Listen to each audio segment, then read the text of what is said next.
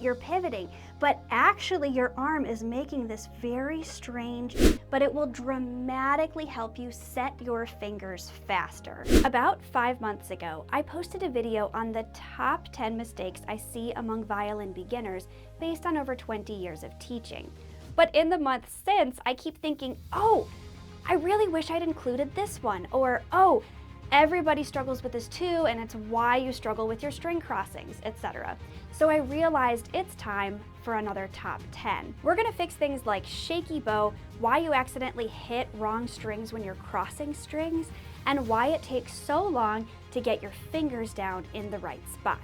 And a few more that might surprise you. Number 1, having your thumb incorrectly placed on the bow, and especially I see this among a lot of beginners, bent backwards like this. Well, what happens if your thumb is bent backwards and your fingers are really straight? There's no flexibility, and so no wonder when I play, everything is just stiff and it sounds really stiff rather than having smooth bow changes. You see that change, especially as I go to the frog? Everything is smooth and connected because my fingers are curved and bent inward in this much more natural position.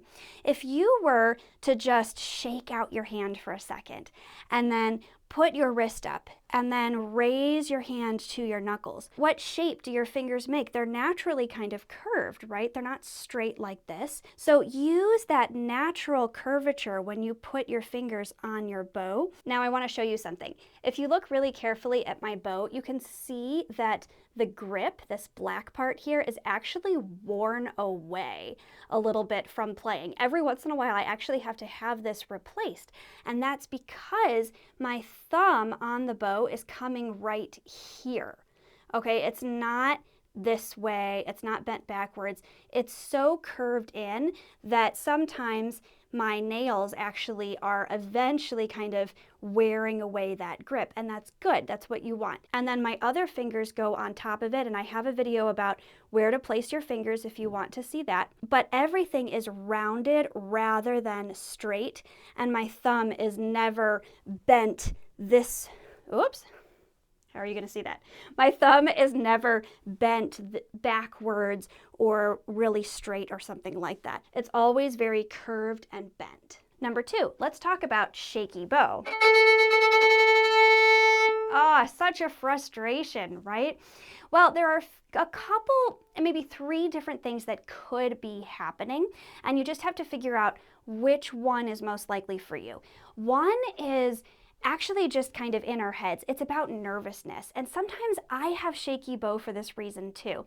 I find sometimes that when I'm playing in front of a big group of people, even if I have really prepared the music and I don't feel nervous, sometimes my fingers are still kind of shaky, right? And so that can translate to a shaky bow. But if you're practicing, you know, by yourself, or you just don't get that nervous and you're pretty sure that nerves are not the issue, most likely for most beginners what's happening is that you're gripping the bow really tightly. And this is why I specifically wanted to put this one after the one about your thumb, because the biggest thing that you can do to fix this is to make sure that your fingers are bent and that they're holding the bow gently, because the more you grip the bow and the more your fingers are in a funny shape and they're really strongly bent backwards and locked into place, the less flexibility you have in your fingers and your arm and your wrist. And that's why instead of a nice smooth note, look, if I tense everything up, immediately my bow starts shaking, not in a controlled spiccato kind of way, but in this kind of crazy, you know, nervous sounding, even if I'm not nervous way. So what I want you to do is to ask yourself, okay, am I breathing as I play? Am I relaxing my arm muscles? Are my fingers loose and flexible on the bow? Could I actually move my fingers this way even without putting them on the string? Do I have enough flexibility in my wrist?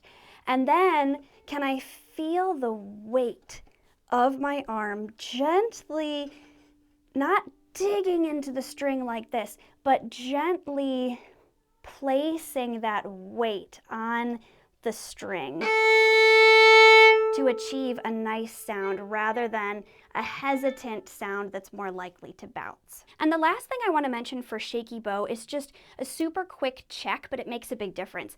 How tight is your bow? If you have tightened your bow so much that there's no flexibility left in your bow itself, it's more likely to bounce.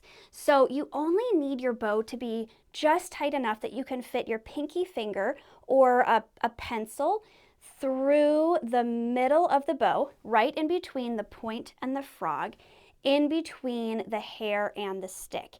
If your bow is tighter than that, it'll be more likely to bounce when you don't mean it to. By the way, I invite you to check out my perfect position checklist. You can download it for free through the link in the description below or the QR code on your screen. This thing is turning into a bit of a book because I keep adding more to it as I post more videos and as people ask specific questions.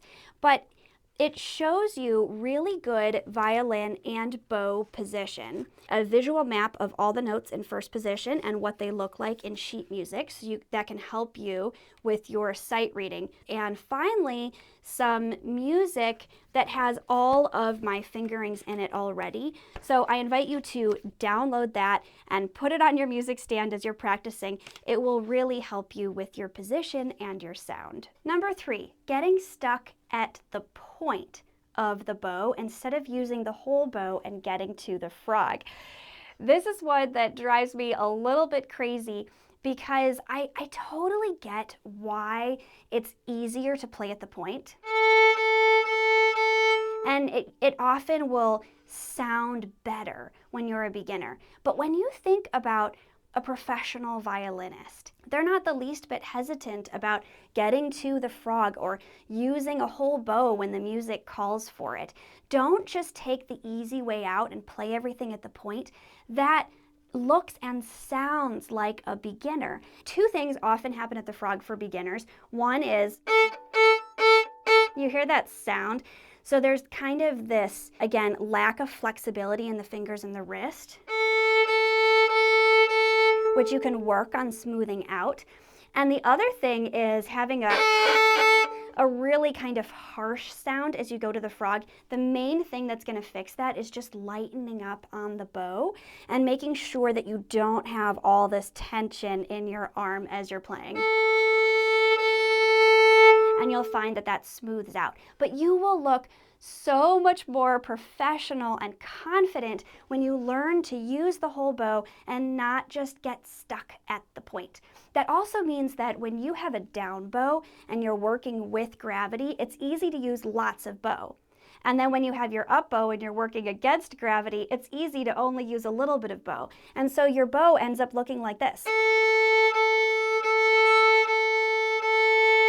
And pretty soon, you're stuck at the point. So make sure that your up bows are just as long, use just as much bow as your down bows. Number 4, hitting extra strings accidentally when you're moving from one string to another. So if you're on the E string and you mean to go to the A string, but it accidentally sounds like this, and you get some of that D string in there, well, usually that's happening because you're not pivoting with your full arm. And so what happens as a beginner is that you think you're pivoting, but actually your arm is making this very strange angle here. There are 2 angles we don't want, especially when pivoting from one string to another. The first is often called the swan. It's where your elbow's really low. And the second one is the chicken, where your elbow is higher than your wrist. You never want your elbow to be higher than your wrist. Always keep that elbow at the same height or ever so slightly lower than your wrist. But you also don't want it hanging out like this. And so when you're pivoting with your bow, but your elbow's not coming with you, you end up making this very strange angle that you don't want. And that makes it much more likely that you're accidentally going to hit the D string. like this. Instead, I want you to raise this elbow and keep everything in a straight line. See how this is all a pretty straight horizontal line? When I'm on the E string, my elbow, my wrist, my bow are all kind of in a straight line this way. And then when I go to my A string, everything pivots up. Look at that. Look at how everything moves together, including my elbow. My elbow's not up here at the chicken, but it pivots up so that everything maintains a straight line. And then if I were to go to my D string, everything continues in this line. I'm not like this. I'm not doing that swan. And on the G string, it's the highest that it's going to be. Still, your elbow will never be higher than your wrist though. You will find that if you can find that angle and make sure that your elbow is coming along for the ride, that you will find you have a lot more space between those two strings than you realized. So you can even try this exercise that I like to call the wobble, where you just see how much extra space you have between strings. So I'll demonstrate on the A string.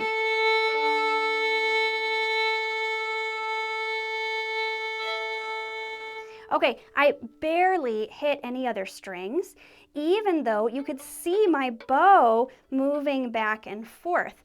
So when you're pivoting up, as long as everything is coming along for the ride and you're maintaining that correct angle, you don't have to pivot very much. It's a very small pivot from E to A or from A to D. And you'll see that you actually have a lot of space to do that before you hit the next string. Number 5, droopy violin. All right, I'm just gonna say it. You're a violinist. Look like a violinist, not a violist.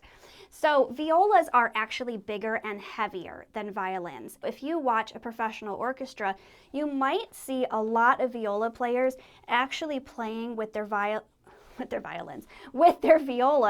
kind of droopy like this, and that's considered acceptable. But it is not considered a professional look for a violinist. Our violins are lighter and they're going to sound a lot better if you keep your violin up. So how do you know that it's up high enough? You want your scroll to be approximately level with your nose or your mouth. So if they are in the same plane like this, and you want to make sure that you have a comfortable setup here to allow that so that you can drop your arm. I have a video on that for you if you need it. You want to make sure that you have this line here from your scroll to your mouth. I've heard it put sometimes that you want to pretend like there's chocolate on your string, and that your violin is raised high enough that the chocolate is coming down the string and falling into your mouth like this. So there's a fun visual for you. Not drooping down like that. Number 6, having your violin elbow pointing away from your body. So when you put your violin up, I want you to rotate your arm so that your elbow is pointing toward your belly button. It's not straight up and down, and it's definitely not out here because that makes it very difficult to reach the notes. And so what you're going to do instead is curve all of this inward, keeping your wrist straight. Everything is straight like a tabletop. Everything curves inward this way. And then when you reach difficult notes like your 4th finger on the G string, you're going to curve your elbow in even more to comfortably reach that note and be able to press your finger down all the way on the string. Number 7, really common intonation problem. Do you see how these tapes on my violin have a big space between your 1st finger and your 2nd finger?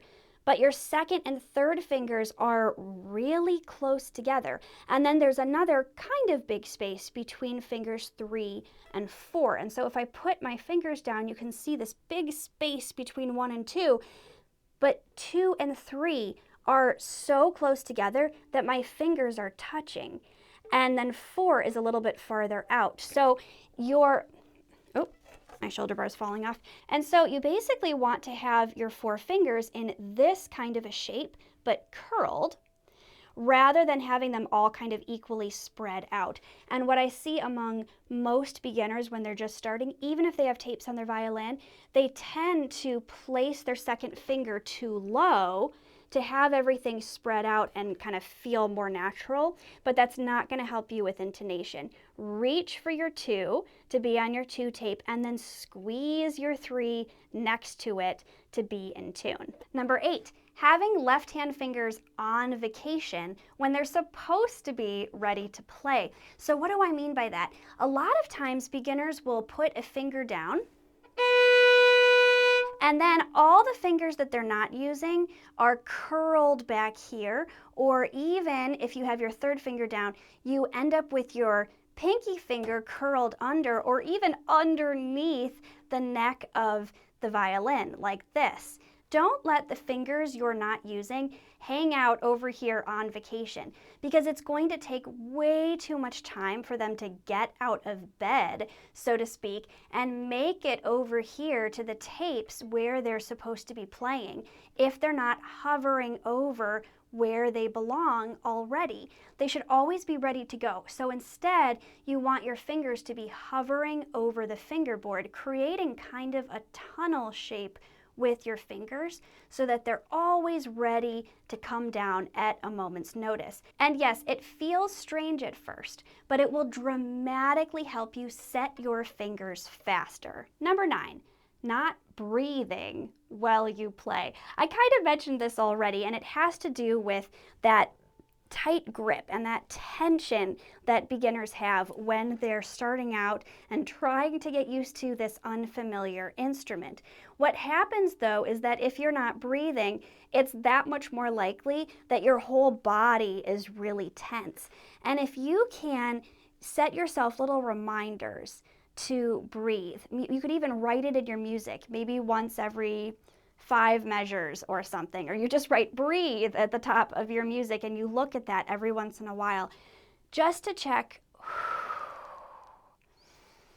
am I actually breathing while I play? You probably want to just breathe through your nose if you can, so that you're not, doing this while you're playing violin.